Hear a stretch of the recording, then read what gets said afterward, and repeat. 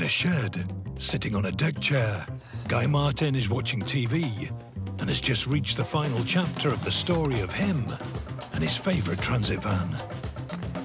After crashing it, rebuilding it, racing it across the Nevada desert, attempting a world speed record, and then rebuilding it again, Guy and his van were now in Germany, ready to try and set a new lap record for a van at the world-famous Nürburgring. And this was middle of October, but the weather was perfect, was mint.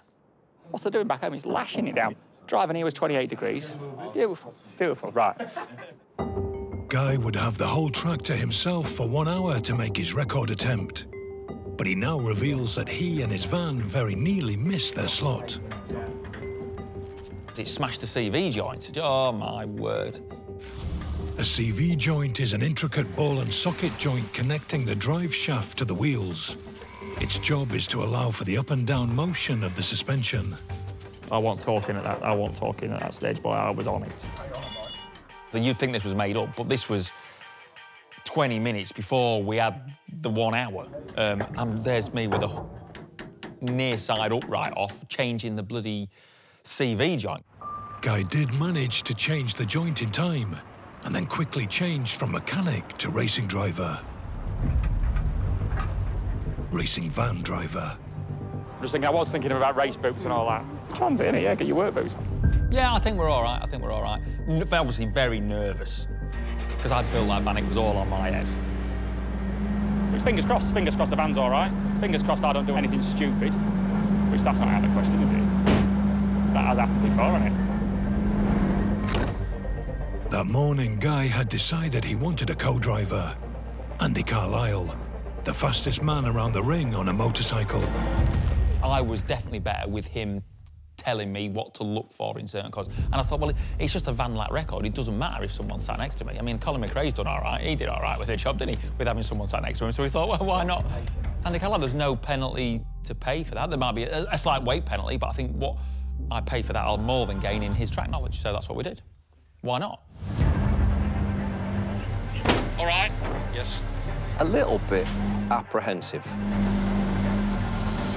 On the dot of 11:30, Guy and Andy set off and went straight for a fast lap. Right then, lad, we're away. Gas and go. We're getting time now. The record to beat, 9 minutes and 57 seconds. Lead a bit in, we've got to go into shade, look for the 2 kilometre board. I can't hear you! Right, that's on maximum. Can you hear me now? Yes, good. Calming. The heat coming off all those turbos. Jump straight, then gentle brakes. Jump straight, gentle.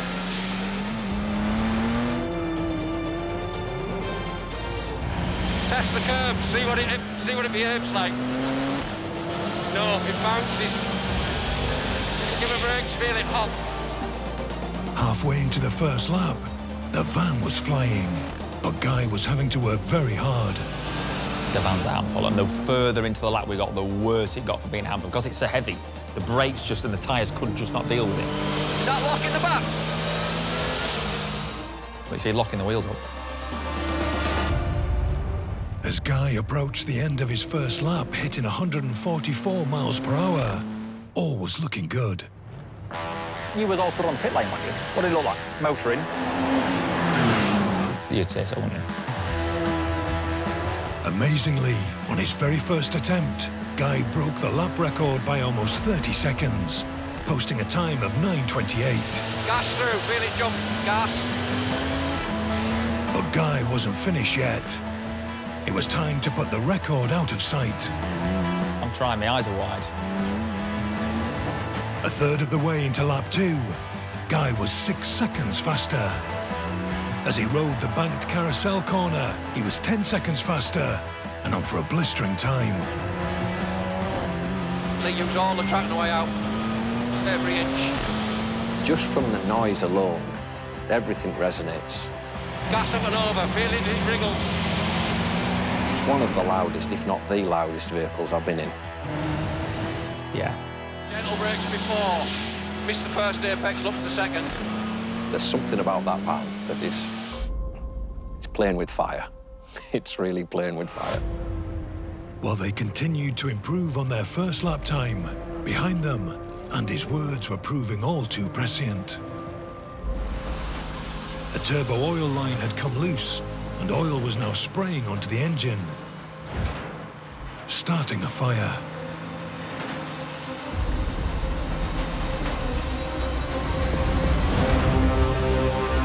Yeah, I can see. I didn't know at the time. I could smell something. There's smoke coming through in the cabin. Really the apex. What are the temperatures like? Good. Right. Keep going, it's not completely on fire yet. Keep me towing until you see something go wrong. If it starts getting too hot. Faster than it looks, you can let it run out really wide.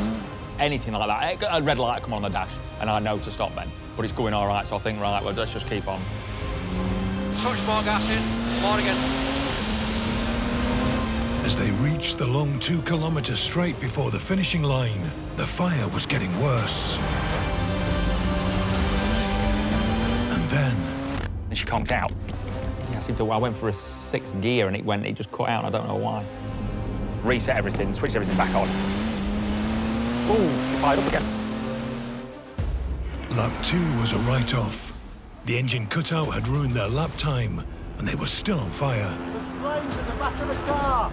They were forced to come in. Fire! Right next to the fuel pumps. Well, I didn't know it was the fuel pump. Yeah, that's maybe not the most sensible option.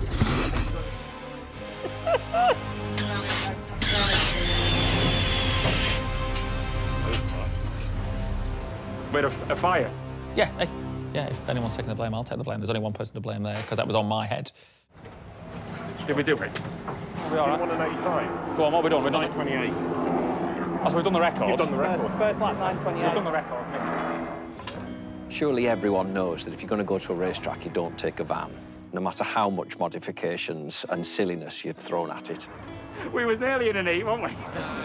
Been mega fun. There is a certain grudging admiration from the Germans at what Guy's built in his shed and brought over and broke a record in.